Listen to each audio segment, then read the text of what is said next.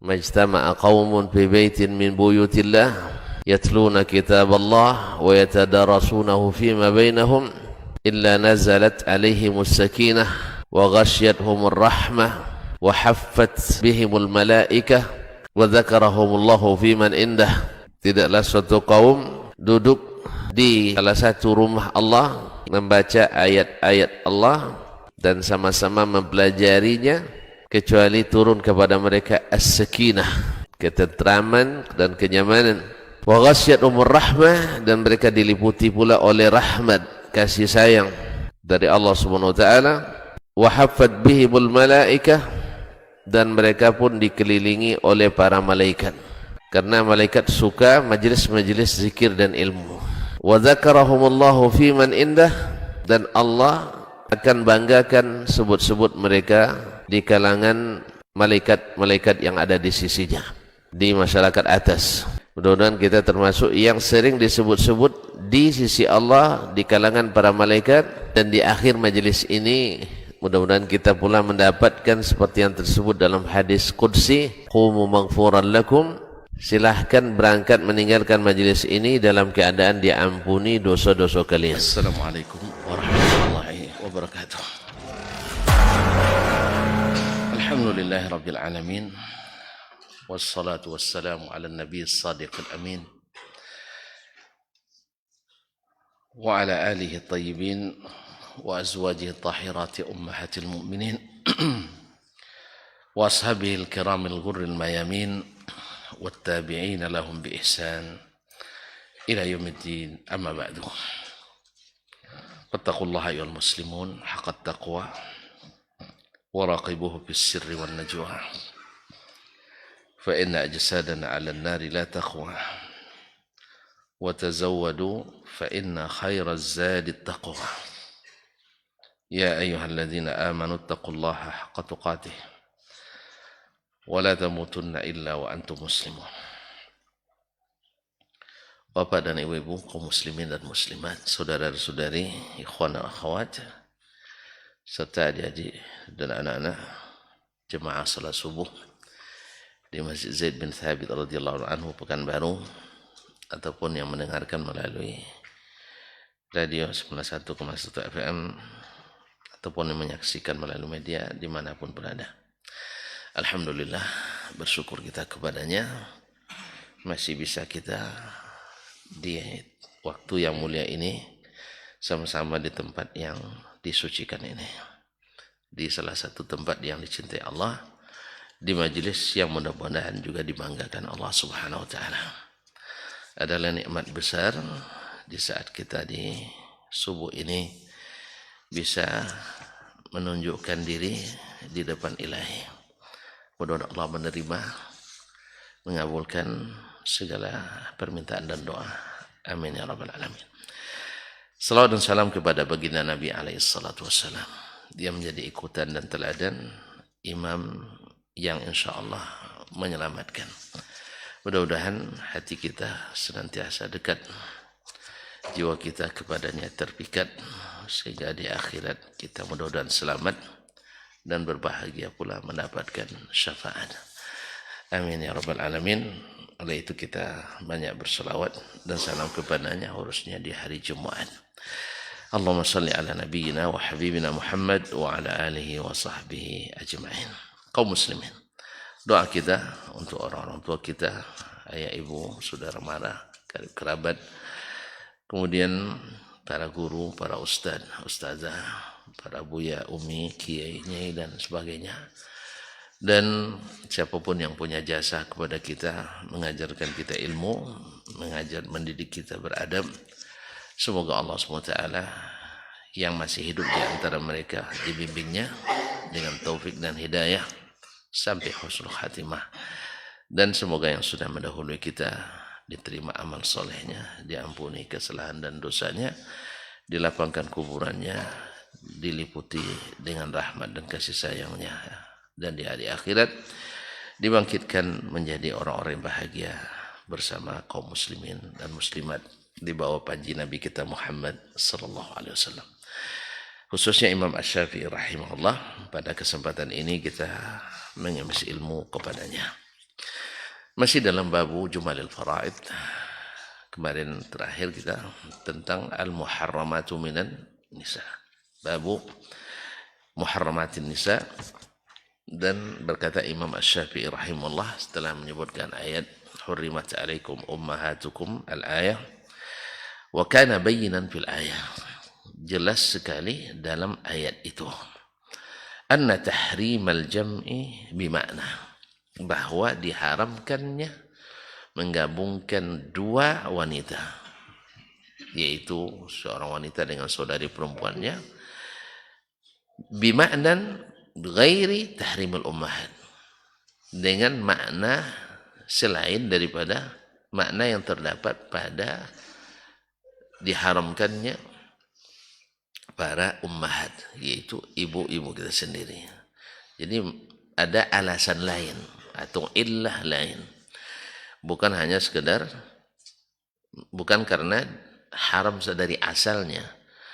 Dari asalnya tidak haram, tapi ada sebab lain yang menyebabkan haramnya. Sedangkan al-ummahat, al-ammat, wal-khalat, ini dari asalnya bersama dengan yang lain atau tidak, adik-beradik dikumpulkan atau tidak, maka tetap haram selamanya. Sedangkan al-jama' mengumpulkan dua orang dalam satu ikatan, ini karena sebab, yaitu al-jama'. Kadang ada makna yang kandung di dalamnya. Sebab menurut para ulama, kenapa dilarang mengumpulkan antara seorang wanita dengan saudari perempuannya dalam satu waktu, atau antara seorang perempuan dengan bibinya dalam satu ikatan? Sebab yang namanya madu itu sering pahit. Yang madu asli itu pahit. Iya Pak ya. Jadi kalau manis masih, madu belum asli. Makanya kalau bawa ke rumah madu bikin masalah, itu madunya asli itu. Nah, ya. Jadi kalau bawa ke rumah madunya bikin istri marah, itu namanya madu asli. Tapi kalau senyum-senyum dia, itu madunya masih manis, berarti belum asli. Nah, bila antara saudari dengan saudari terjadi cekcok, ini bisa mengakibatkan besar, keluarga besarnya, ya orang yang seharusnya tidak boleh putus, jadi putus. Orang yang seharusnya tak boleh bermusuhan, jadinya bermusuhan. Maka dilarang. Makanya dilarang. Oleh itu kaum muslimin di antara hikmahnya. Jadi ada makna lain selain daripada makna dilarangnya menikahi para ibu. Fakana ma samma halalan halalun wa ma samma haraman haramun. Maka apa yang disebut halal olehnya halal, dan apa yang disebutnya haram haram. Wa ma naha 'anil jam'i bainahu wa minal ukhtaini kama naha anhu. Dan yang dilarang mengumpulkan antaranya, di antaranya minal ukhtaini, antara dua orang wanita bersaudara, berlaku seperti yang dilarangnya. Berlaku seperti yang dilarangnya, yaitu di saat dikumpulkan.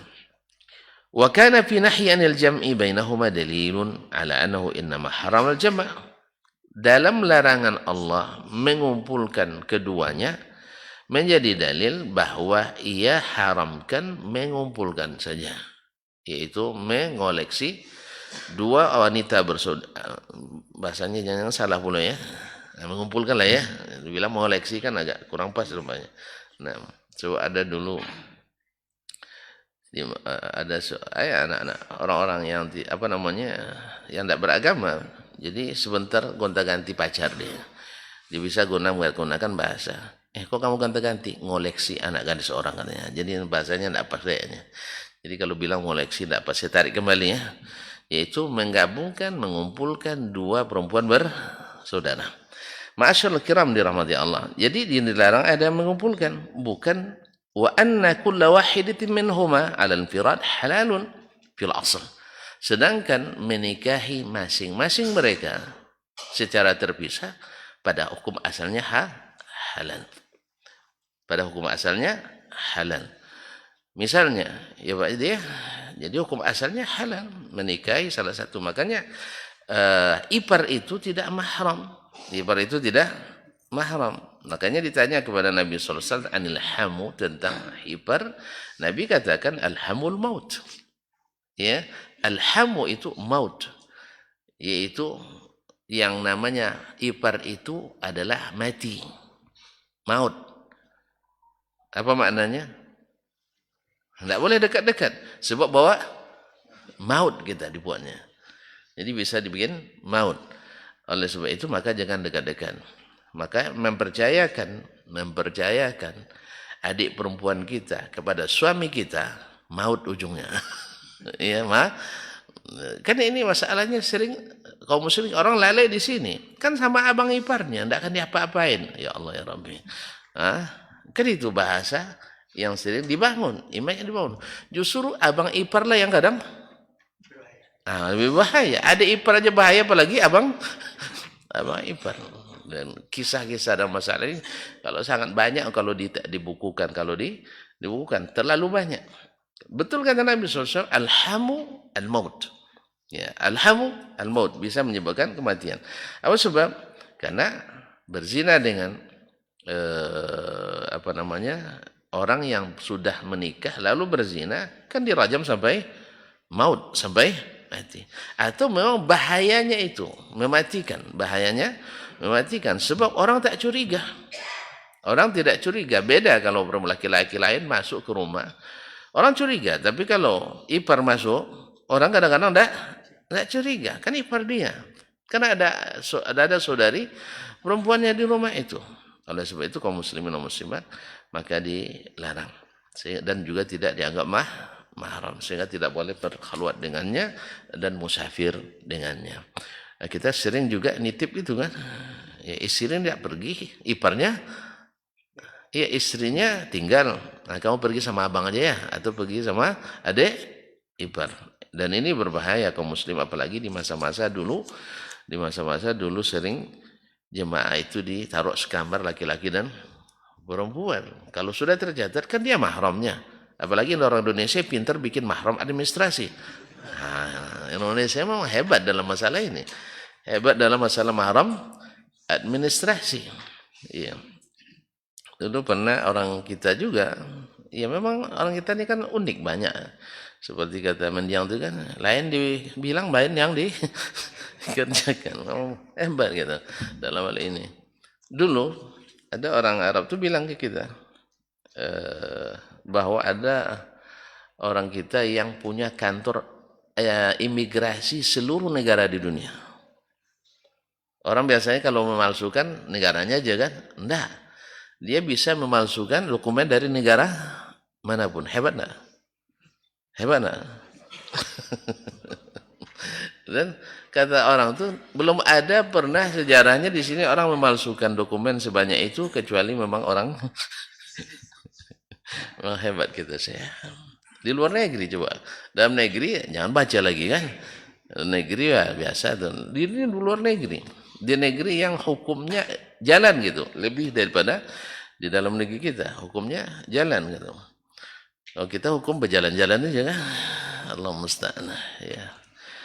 Ya kalau bisa diupayakan jangan sampai jadi yang sudah jelas-jelas jangan jadi tersangka. Ada juga upaya-upaya kadang kita kalau sudah. Jadi dia cap visa, paspor negara manapun bisa dia buat. Subhanallah. Jadi apalagi mahram administrasi. Jadi dibuatlah ini mahramnya. Ya namanya orang Arab kalau sudah ada cap resmi tentu sudah diiktimad. Ya, kemudian orang kita ketika dimasukkan sekamar misalnya, ada pemeriksaan, anggap ada kan kalau sudah masuk sebanyak itu tidak mungkin ada pemeriksaan kan. Dianggap sebagai sesuatu yang sudah lumrah. Akhirnya terjadilah apa yang terjadi. Nauzubillah tsumma nauzubillah, dan sering Allah musta'an akibat daripada kelalaian ini banyak menimbulkan permasalahan di lapangan. Banyak. Ada yang bertumbuk juga ada ya.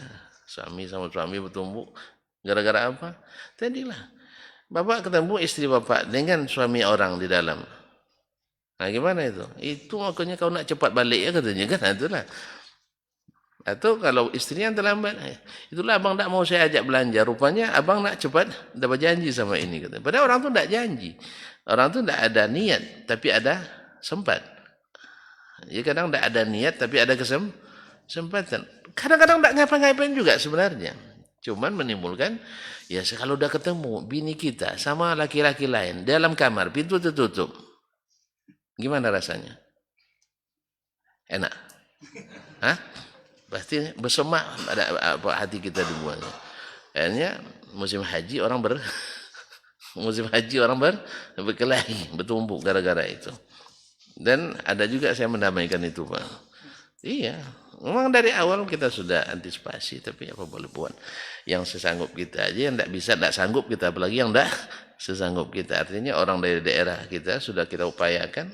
Tapi yang banyak nentang itu justru yang orang-orang yang berpendidikan itu. Bukan orang-orang awam itu mudah saja. Diusulkan bisa tidak bisa laki-laki perempuan. Siap Ustaz. Sampai ke pimpinannya, tidak siap Ustaz. Ya Pak Mantan, lengkap dengan apa? Jangan terlalu apa betul katanya. Agama itu biasa-biasa lah. Jangan terlalu serius kita. Gimana lagi Pak? Yang pimpinan kan tidak bisa. Kita tidak punya ini. Kita hanya mengusulkan. Setelah terjadi baru minta tolong lagi. Ustaz tolong katanya. Setelah terjadi gitu. Jadi kalau ada masalah kita dibawa. Tapi pas memutuskan tidak diajak. Ya banyak juga gitu. Pas memutuskan tidak diajak kita. Pas ada masalah diajak gitu. Apa sebab? Angkat tangan. Tapi tetap Pak, kita tidak boleh dendam. Ya tetap juga dibantu mampu kita. Allah musta'an. Nah, bahwa yang diharamkan adalah al-jama', mengumpulkan. Dan bahwasanya secara terpisah wa anna kulla wahidatin minhum al-firad halalun fil asl. Masing-masing bila sudah terpisah maka boleh dinikahi pada hukum asalnya. Beda dengan ibu, beda dengan mertua, beda dengan bibi. Mereka ini dikumpulkan tetap dikumpul atau tidak tetap haram dinikahi. Wa ma siwahunna minal ummahati wal banati wal ammati wal khalat muharramatun fil asl. Dan selain daripada itu, ya mereka yang tak boleh dikumpulkan itu dari ibu, anak-anak perempuan, kemudian bibi-bibi saudara bapak atau bibi-bibi saudara ibu, muharramatun fil asl. Sejak asalnya sudah diharamkan untuk dinikahi. Wa kana ma'na qawlihi wa uhilla lakum ma wara'a dzalikum. Sehingga makna dari firman Allah di ujung ayat wa uhilla lakum ma wara'a dzalikum, dihalalkan bagimu selain daripada itu. Ya, selain daripada itu. Man samma tahrimahu fil asl wa man huwa bimithli halihi birradha ayyankihuhunna bil wajhi alladhi halla bihi nikah. Yaitu orang yang dinamakan atau disebut oleh Allah haram pada hukum asalnya, atau orang yang sama hukum asalnya dengannya seperti orang yang sesusuan, ayyankihuhunna bil wajhi alladhi halla bihi nikah, yaitu boleh menikahi mereka selain yang disebutkan tadi, boleh menikahinya bil wajhi alladhi halla bihi nikah, dengan jalan yang halal dengannya nikah. Apa jalan halal? Mengumpulkan tadi misalnya tidak boleh kecuali masing-masing. Kalau misalnya ya kita menikah dengan seorang perempuan, tiba-tiba ingin pula menikah dengan adik misalnya, adik perempuannya, atau dengan bibinya, atau dengan kakaknya, atau dengan neneknya. Ya mana tahu neneknya gadis, namanya nenek gadis.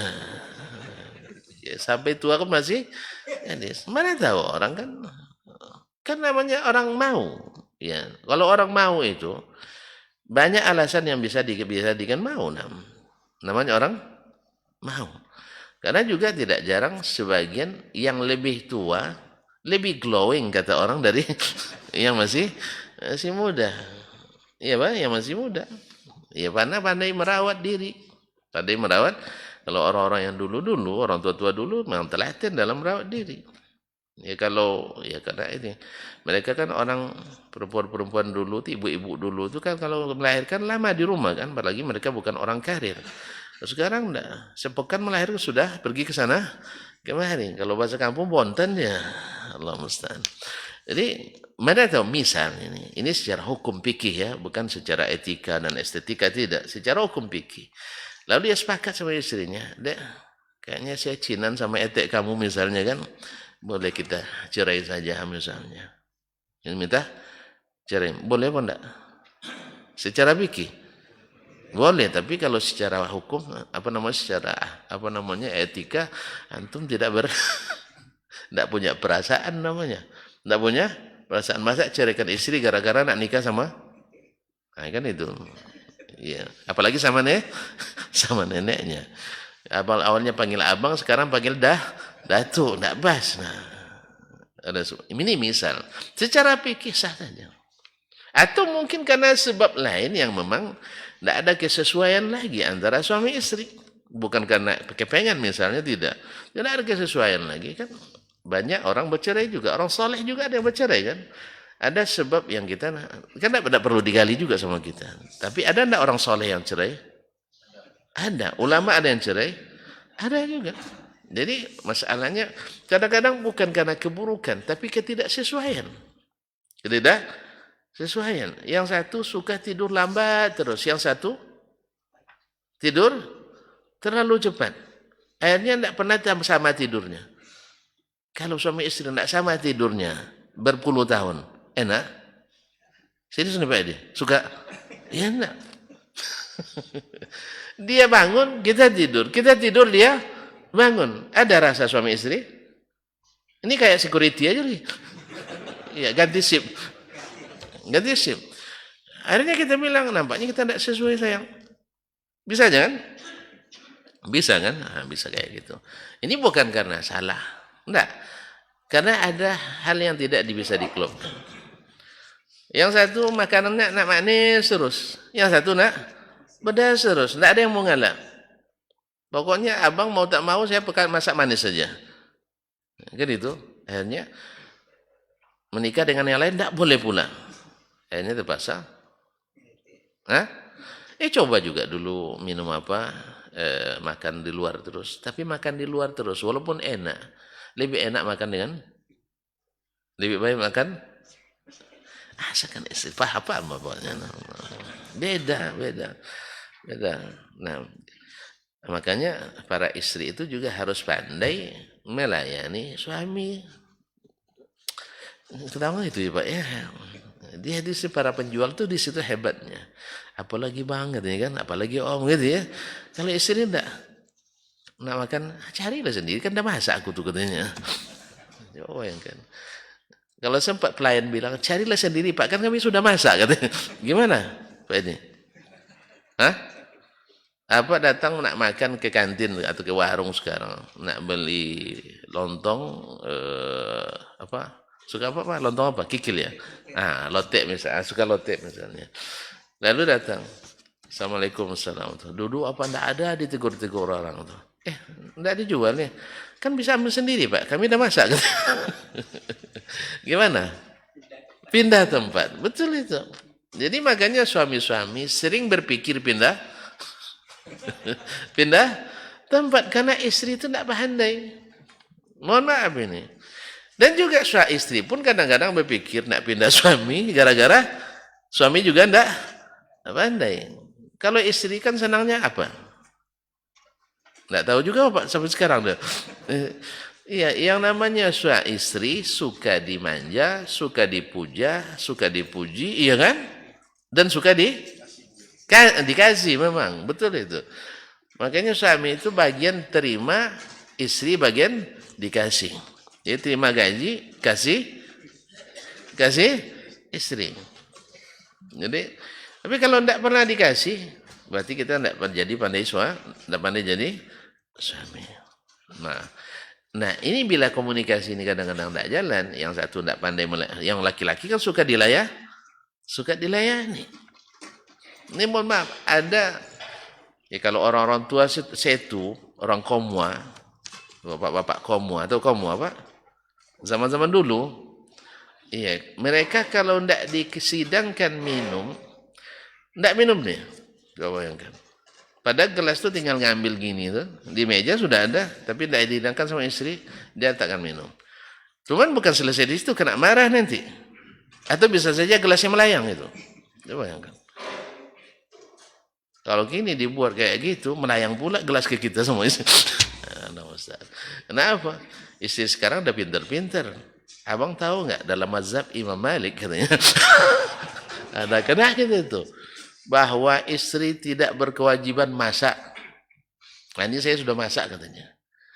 Apalagi untuk menghidangkan. Nah, dijawab sama, kamu mazhab Syafi'i atau mazhab Maliki? Ini Indonesia pun katanya. Akhirnya berkelahi.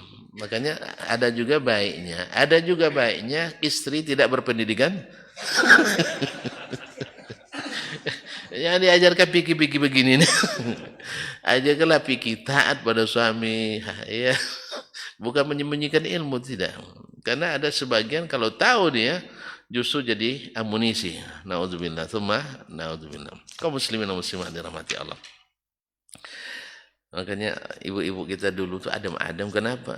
Dia tidak pandai mendebat suami. Kalau sekarang Masya Allah, apalagi tamat jurusan akidah filsafat. Yang pandai sekali mendebat nanti. Allah Ustaz. Ya, illa man rahimallah, kecuali orang yang Allah jaga fitrahnya sebagai wanita, ya tahu dia kemudian menjunjung tinggi ada istiadat dan juga lebih-lebih lagi syariat. Allah musta'an. Kaum muslimin dan muslimat dirahmati Allah. Jadi makna wa uhilla lakum ma wara'a dzalikum, dari sesuatu yang sudah disebutkan haram itu ada yang dihalalkan tapi dengan cara yang juga halal. Tidak semuanya. Nanti akan ada yang kelima boleh tidak? Tidak kan? Tidak boleh.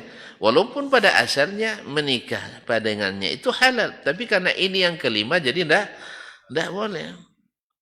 Ya tidak boleh. Kalau mau juga terpaksa. Nah itu. Cuman kan tidak bagus coba. Nanti disebut orang anta mitlaq. Jago jatuhkan talak, kan tidak indah namanya. Itu baca acak bini bapak tu kan ya, di mana-mana. Kan ada, kalau dulu memang subhanallah. Orang dulu beristri itu banyak.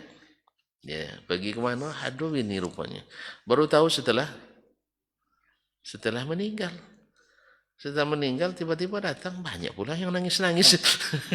Panggil abang semua sama dia kan. Akhirnya istri yang pertama jadi hilang tangisnya.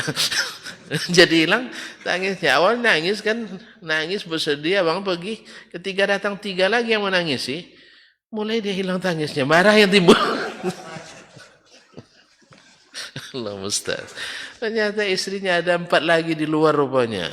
1 di Bangkinang, 1 di Rohil, 1 di Pariaman. Allah musta'an. La ilaha illallah. Jadi ada yang dibolehkan secara sendiri dan ada yang tak dibolehkan walaupun secara tersendiri tidak gabung tapi sudah masuk yang ke hitungan yang sudah melewati limit, yaitu yang kelima, maka tidak dibolehkan.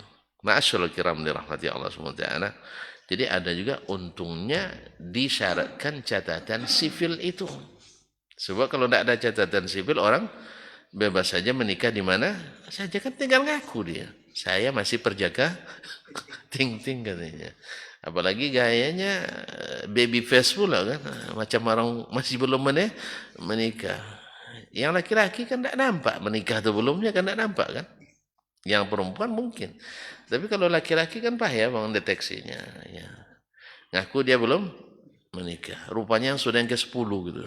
Nah, makanya harus ada catatan pernikahan ini. Taib berkata, qala akhbarana Rabi' bin Sulaiman. Ini masuk juz kedua tapi di tengah pembahasan. Berkata Syekh Ahmad Syakir, ini ada hikmah dari Imam Syafi'i wallahu taala alam. Apa alasan yang penting ini yang diterima oleh Ar-Rabi' dari syekhnya Imam Asy-Syafi'i rahimahullah. Akhbarana Asy-Syafi'i, dia berkata telah memberitahukan kepada kami Asy-Syafi'i qala, dia berkata bismillahirrahmanirrahim. Masuk juz yang kedua dari kitab Ar-Risalah. Alhamdulillah. Selesai juz pertama, Pak. Hah? Masuk juz kedua. Fa in qala qailun, ma dallah ala hadha? Apa dalilnya ini? Fa inna nisa al-mubahat la yahillu an yunkaha minhunna akthar min arba'. Karena wanita-wanita yang dibolehkan tidak halal dinikahi di antara mereka lebih dari 4 orang. Lebih dari 4 orang.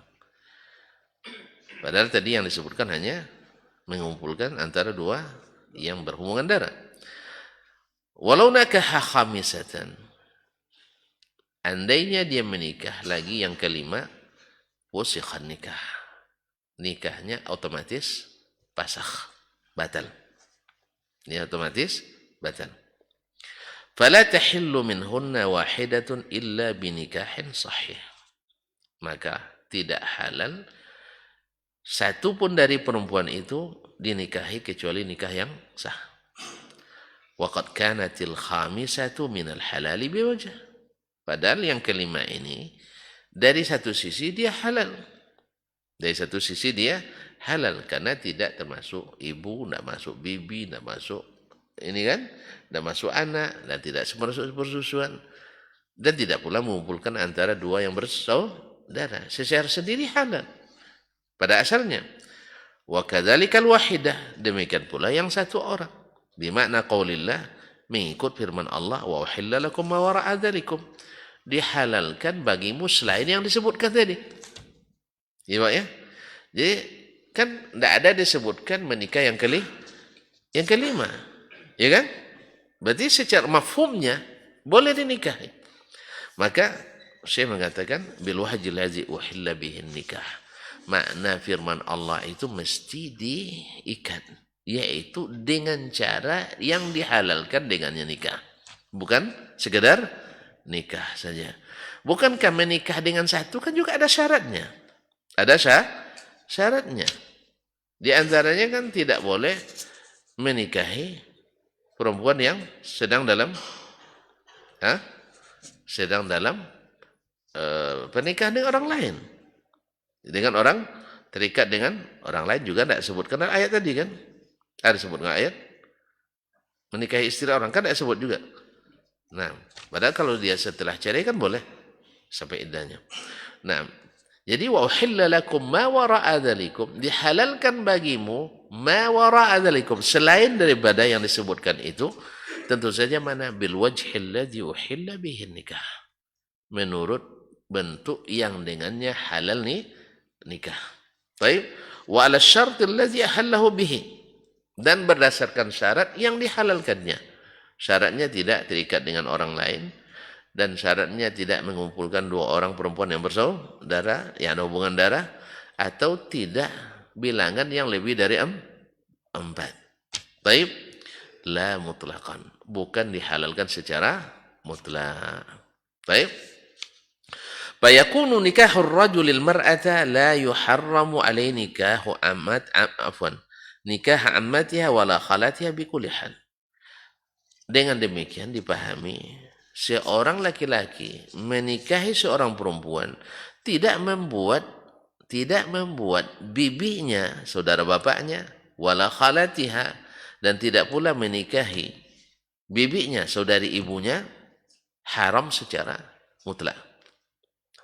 Jelas bahwa menikahnya seorang dengan perempuan tidak otomatis mengharamkan bibinya kepada yang menikah ini. Syekh? Jelas ya? Beda kalau menikahi ibunya sudah haram dari asal. Asal menikah dengan anaknya, ibunya haram. Selamanya atau tidak? Selamanya. Tapi kalau yang bibinya tidak. Hanya haram di saat itu saja. Dan bila sudah lepas, maka boleh dinikahi lagi. Iya. Ya, ada istrinya. Nah, tidak boleh boleh dinikahi kalau sudah lepas. Yang tolak lah lepas. Itu nak tolak langsung. Nah, ada dengan tolak, ada dengan meninggal. Meninggal misalnya. Tapi pada umumnya ini berlaku di saat yang istrinya meninggal lalu menikahi anaknya, bukan anaknya, apa namanya, keponakannya misalnya. Keponakan boleh? Hah? Atau bibinya, bahkan tadi dibilang neneknya, ya, bahkan neneknya. Mana tahu Pak Haji, neneknya baru 21 tahun umurnya, atau 31 lah. Karena anak cerita, istri anak di Madinah tuh punya teman umur 21 tahun sudah punya cucu. Sudah punya cucu. Nah, nenek yang seperti ini. Mau enggak bapak nikah dengan? Anak bujang pun mau tuh. Jadi baru umur 21. Ceritanya dia umur 9 dinikahkan oleh ibunya, bapaknya kan. Dia baru umur 9. Setahun setelahnya dia melahirkan. Berarti umur 10. Pas anaknya yang pertama ini perempuan pula. Ternyata dia merasakan ternyata menikah dini itu sangat-sangat menyenangkan. Tidak ada masalah rupanya. Yang penting asal suami dan istri berada di atas syariat Allah. Aman, tidak ada umur masalah, tidak ada masalah sebenarnya. Aman, tentram, nyaman, bahagia. Akhirnya dia ingin juga kebahagiaan ini cepat dirasakan oleh anaknya. Dinikahkannya lagi umur 9 tahun. Ketika umur 9 tahun, umur anak dia berapa? 20. 19 ya. Pas menikah anaknya 19. Setelah itu umur 21, dia sudah mendapatkan cucu. Ya Pak? Nah, andainya cucu ini umur 9, dia nikahkan lagi, nikah dengan bapak misalnya. Ditakdirkan Allah, tidak lama meninggal. Misalnya, meninggal cucunya ini. Kemudian neneknya, tidak meninggal pula suaminya. Mau tidak bapak nikah sama neneknya? Umur bapak waktu itu 37 tahun. Mau tidak? Ya mau lah. Awak umur sudah 40 kan? Kemudian nenek dari istri kita baru umur 31. Mau tidak? Ganti lapiak. Ya mau. Nah, apalagi ya neneknya pandai merawat diri, lebih glowing pula kata orang sekarang. Nah, jadi kaum muslimin dan muslimat, ini nenek seperti ini boleh tidak dinikahi? Ya boleh. Bila cucunya atau istri kita meninggal, lalu orang sarankan kalau gitu bagaimana dengan neneknya? Insya Allah itu tidak terlalu banyak pikir itu. Ya umurnya sudah 40, neneknya 31, tidak apa-apa. Mengganti panggilan kan lebih mudah, kan tidak perlu dicatatkan juga kan. Awalnya dia panggil nenek sama dia, sekarang panggil adik. Allah Ustaz. Lebih sayang lagi, Masya Allah. Alhamdulillah. Ini kisah-kisah jarang terjadi. Kalau terjadi perlu dibukukan ini. Fayakunu nikahur rajulil mar'ata la yuharrimu alaihi nikah ammatiha wala khalatiha bi kulli hal. Ternyata menikahnya seorang dengan perempuan tidak otomatis mengharamkan bibinya, baik saudara bapaknya atau saudara ibunya secara otomatis. Kama harramallahu ummahatin nisa'i bi kulli hal. Tidak sama dengan haramnya ibu-ibu dari istri-istri itu. Kalau mertua ya selamanya. Kalau mertua selamanya haram. Nah, baik, demikian juga anak mertua kalau sudah kita dukhul dengannya, sudah bercampur, maka tidak boleh lagi dinikahi. Fatakunul ammatu wal khalatu dakhilataini, maka paman bibi saudara bapak atau bibi saudara ibu dakhilataini fi makna man ahalla bil wajhi allazi ahalla bihi, termasuk yang dihalalkan dari yang disebutkan diharamkan selain daripada yang disebutkan diharamkan, tapi dengan cara tertentu, tidak selamanya, tidak selamanya, yaitu di saat kita sudah berpisah dengan keponakannya, baik pisah hidup maupun pisah mati. Jadi kalau pisah hidup misalnya cerai, la qadarullah, cerai, lalu setelah itu menikah dengan adik atau kakak dari ayahnya atau kakak dari ibunya atau sebaliknya atau adiknya. Nah, sekarang coba merubah aja lagi, dulu panggil abang, sekarang panggil panggil apa? Panggil tak om. Iya. Kan tidak masalah ya. Cuman itulah. Ya. Mahram apa tidak? Mahram apa tidak? Iya tidak mahram itu. Walaupun mantan istri, mahram apa tidak? Ya, maksud saya. Mantan istri, mahram kita? Tidak. Andainya cerai lagi sama eteknya, boleh tidak nikah lagi dengan dia? Boleh. Itu. Boleh nikah lagi kan? Alhamdulillah. Mana tahu kan? Ya ternyata lebih senang dengan awak sangka eteknya lebih bagus perangnya ternyata. Ternyata keponakannya lebih bagus. Lalu cerai lagi dengan eteknya, menikah lagi dengan istri yang pertama. Boleh apa enggak? Boleh. Tapi jarang terjadi. Jadi kaum muslimin dan muslimat dirahmati Allah. Kama yahillu lahu nikahu imra'atin idza faraqa rabi'atan. Sebagaimana dia boleh menikahi seorang wanita bila sudah menceraikan istri salah satu dari 4 tadi. Dia sudah punya istri 4, mau menikah lagi. Secara terpisah, boleh aja menikah dengan perempuan manapun. Cuman karena terhalang oleh nomor ini, yaitu nomor 5, maka dia harus menghilangkan salah satu dari nomor yang 4. Biasanya yang ditinggalkan yang mana? Paling tua ya, kasihan bapaknya. Tidak mesti. Kadang-kadang yang tua itu istimewa. Ya, istimewa. Istri mewah. Ya, istri mewah. Nah, kadang-kadang yang tua itu istri mewah, kata bapak. Istri mewah dan istimewa. Bisa-bisa. Kalau itu tidak mungkin. Mana tahu dipisah yang satu, maka boleh menikah. Kanatil ammatu idza furiqat natub akhiha halat. Demikian pula saudara bapak yang perempuan bila keponakannya dipisah maka boleh dinikahi. Jadi maknanya wa uhilla lakum ma wara'a dzalikum, dihalalkan bagimu selain daripada yang disebutkan yang 14 itu, maka bukan berlaku secara mutlak, tapi halalnya bersyarat.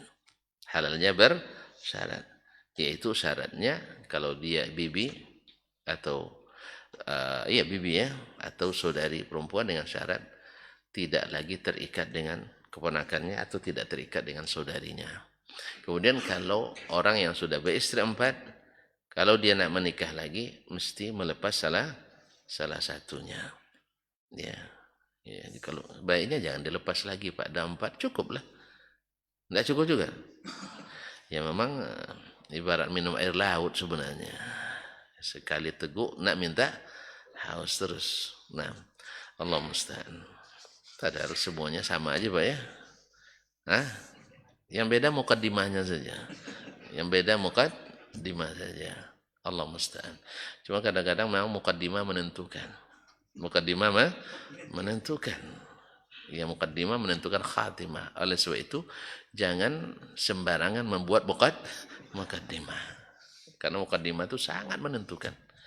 Ya Pak ya. Berapa banyak orang gara-gara mukaddimah yang tak menarik tidak jadi tertarik menyelesaikan. Karena apa? Mukaddimahnya salah langkah. Oleh sebab itu mukaddimah harus juga dipelajari. Kami dinasihati oleh guru kami dulu, Syekh Abdul Aziz Abdul Latif rahimahullah ta'ala, kalau beli buku katanya harus baca dulu dari awal sampai akhir, baru masukkan pustaka. Kalau tidak bisa, minimal baca mukaddimahnya, baca khatimahnya, daftar isinya. Kalau tidak bisa semuanya kan, mesti mukaddimah. Artinya mukaddimah sangat sangat menentukan. Oleh sebab itu jangan sembarangan bermukaddimah. Kira-kira paham semuanya, Masya Allah, Alhamdulillah. Mudah-mudahan bisa dipahami semuanya. Dengan demikian selesai kaji kita pada pagi ini. Sampai jumpa kembali pada waktu yang akan datang. Entah pekan depan, atau depannya lagi, atau depannya lagi. Yang jelas insya Allah tanggal 30, saya minta izin dulu, mohon didoakan selamat pergi dan kembali. Insya Allah tanggal 30 ini ya sekitar 12 hari lah. Ya mudah-mudahan saya dan antum semuanya selamat, dan apapun doa, baik doa saya untuk jemaah atau doa jemaah untuk saya, di Allah kabulkan. Amin ya rabbal alamin. Mohon izin dan mohon maaf. Terima kasih sekali lagi. Sampai jumpa kembali. Insya Allah engkau tetap di hatiku. Wallahu ta'ala alam. Wa sallallahu ala nabiyina wa sallam. Wa subhanaka Subhanakallah bihamdika asyhadu an la ilaha illa anta astaghfiruka wa atubu ilaik. Wassalamualaikum warahmatullahi wabarakatuh. Dr. Dasman Yaya Ma'ali LCMA Hafizahullah, Dr. Helmi Basri LCMA Hafizahullah, Dr. Hidayatullah Ismail LCMA Hafizahullah.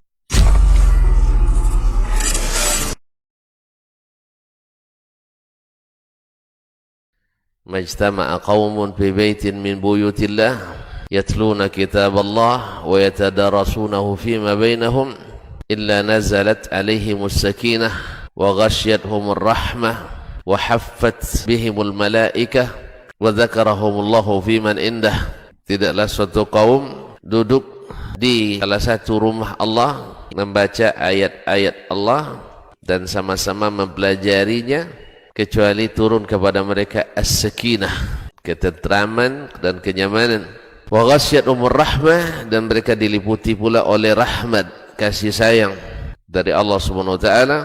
Wa haffat bihimul malaikah, dan mereka pun dikelilingi oleh para malaikat, karena malaikat suka majlis-majlis zikir dan ilmu.